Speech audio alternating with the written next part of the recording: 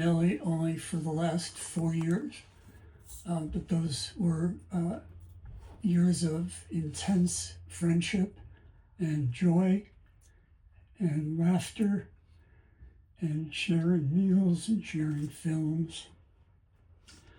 I keep rereading Nellie's last book, Nothing Like Freedom, and I'm struck by how multi-layered of an artist she was. You can read these poems one way and then go back to it a second time and see them another way and a third way and on and on and on. And very few writers, in my opinion, can do that. And she did. One of my favorites of hers from her last book, it's pretty short, but I think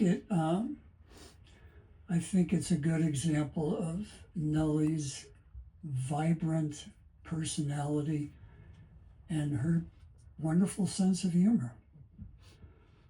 She called it art. Approaching old age with a cleaver, murder certainly is not my intent. Stretching arthritic fingers, a daily endeavor. The dance on the chopping block beckons seizure, creating a tango of firmament.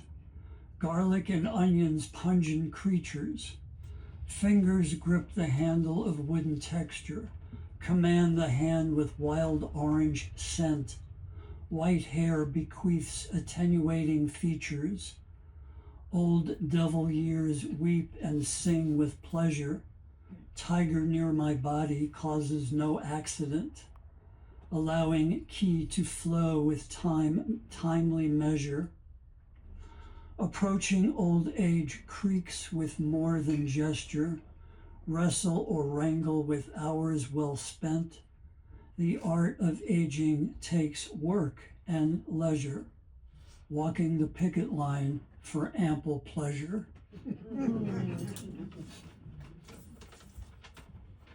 This is a poem that my wife and I presented to Nellie on her 91st birthday last September. Nellie at 91. 4 years ago, we didn't know Nellie Wong, didn't know this writer of poetry, lyrical and historical, gastronomical and familial, waterfalls of images falling upon the page, or pinballing, caroming in a voice steady, strong.